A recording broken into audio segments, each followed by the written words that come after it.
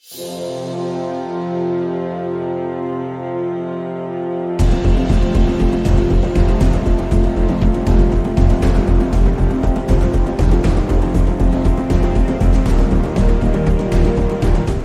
naman tayo sa sa kabilang corner. Someone who's not as familiar to a lot of Filipino fans. 26-4, 12 knockouts. Who is Yordenis Ugas? Why was he selected to be the replacement for Errol Spence? Why him, JM? Okay, Yordenis Ugas, as you've already said, he's not a familiar name in boxing, okay? He came from Cuba, and I think sa kanyang boxing career, ang pinaka-highlight niya talaga is yung pagiging world amateur boxing champion, okay? Now, why was he selected to fight Manny Pacquiao after Errol Spence suffered a torn retina, yung injury niya? Okay, kasi last fight niya against Abel Ramos, which he won via split decision, he won the WBA regular welterweight title. Okay? Si Manny Pacquiao, nung nilabanan niya si Keith Thurman, Manny Pacquiao used to have that regular title eh. And that was Manny Pacquiao's title heading to the Thurman fight. All right? So when Manny Pacquiao defeated Keith Thurman, who was the real champion of the WBA, he won that championship. So nagka-pandemic, 2 years na bakante si Manny Pacquiao, what the WBA did was strip Manny Pacquiao of the world title. Okay? So, ang ginawa, itong si Yordenis Ugas being the regular title, they actually elevated him to the super champion. Okay? So, bakit ko sinabi na ang kanyang career highlight, mas maganda pa yung pag-achieve niya naging world champion siya sa amateur. Kasi yun, nilabanan niya. Ito, what have you done to actually call yourself a real champion? Okay? If anything, and the way I see this guy is an accidental champion kasi if you would actually have to fight some of the best guys in the welterweight division to hold a belt. Nandiyan sila Bud Crawford.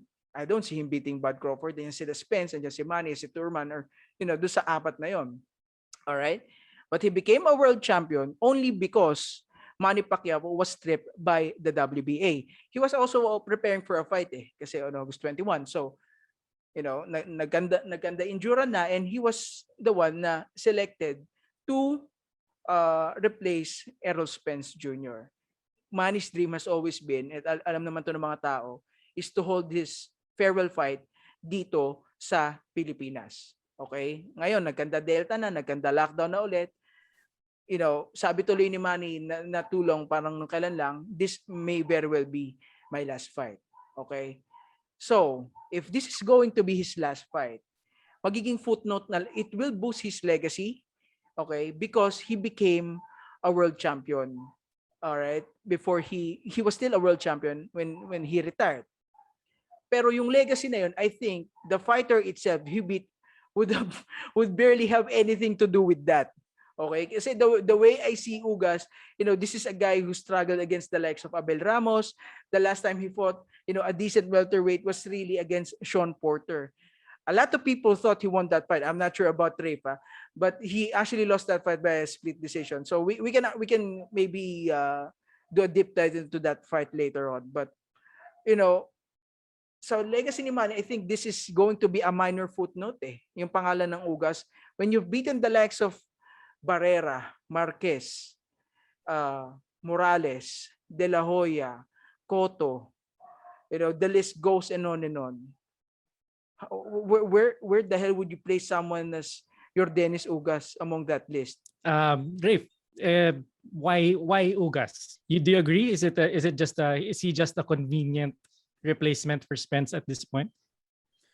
Siyempre, he's convenient. But I will mount, konting defense para kay Ugas na medyo iniiwasan siya ng mga ibang welterweight.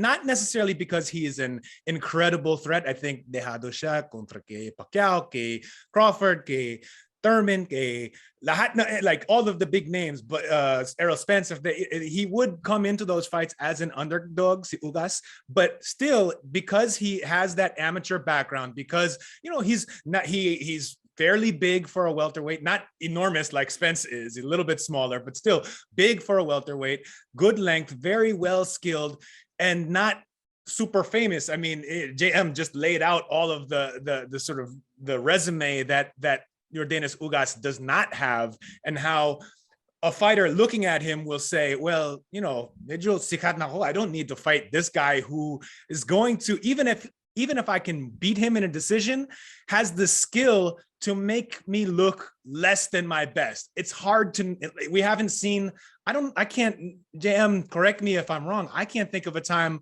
that I saw Yordenis Ugas badly hurt in a fight. He is like the other Cuban fighters of recent vintage, thankfully, not as boring as nakakabato as Guillermo Rigondo, but Erislandi Lara, very well-schooled Cuban boxers, very like tight jab, good defense, not going to make a lot of mistakes, but also not going to capitalize on every mistake that opponents make, not going to push the pace, and often you'll see a fight with some of these Cuban fighters, like say the Sean Porter fight that JM was talking about, when Ugas fights Sean Porter. You saw moments in that fight, long stretches where you think, I think Ugas might be the better boxer of these two. But then he doesn't do the extra thing to win. He doesn't push the fight. He doesn't land the big punch that makes the statement to win the round, that gives him the fight on the scorecards. And then when he loses a close decision in the end, he looks around like, well, bakit? I thought I was the best boxer. But you need to make a statement. You need to do something to win a fight. And often that you don't see that with Ugas. I think that that's both why he is a sort of, he's been avoided to some extent, because these big names, they look at him like, well, I don't gain anything. He's not famous. He doesn't have a belt, or now he does, but he didn't until recently. And like JM said, he didn't really even win that belt in in a fight where he should have been able to win it, right? It was more just stripped and given to him. So for all those reasons, he was never a good matchup business-wise for other champion level welterweights. And I think it's a big credit to Pacquiao to take that fight against Ugas, a guy who other fighters have avoided, on less than 2 weeks' notice, after preparing for a southpaw Errol Spence to an orthodox Yordenis Ugas, a guy who, in all likelihood, while I expect Pacquiao to win, that will be my prediction, I think that he won't look as pretty. It won't be as exciting. It won't be the galvanizing performance that sometimes we get out of Pacquiao fights. Say the Keith Thurman fight, that was incredible. I mean, a back and forth fight, the knockdowns, the oh my God, 40 na si Pacquiao, and he's still that good, can beat a prime champion welterweight. I mean, I remember I couldn't sleep after that fight. I don't think there's a good chance that Ugas can kind of stink this out, as they say in boxing, be defensive, give us, I hate to bring up the memory of Joshua Clady here. I hope it won't be so boring that Pacquiao has to bring out the Pompiang punch, but it's the kind of thing where Ugas is defensively responsible. He can slow the pace down. He can basically make himself look good in there, but not do enough to win.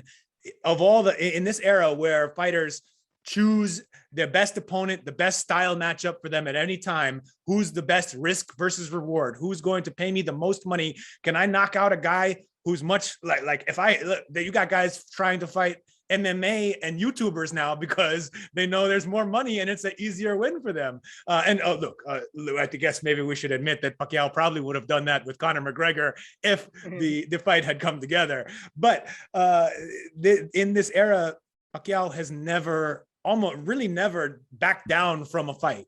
He has gone after top opponents time after time, challenged himself for almost 30 years now. And even at age 42, he's still taking on dangerous opponents and a guy who other welterweights didn't want to deal with.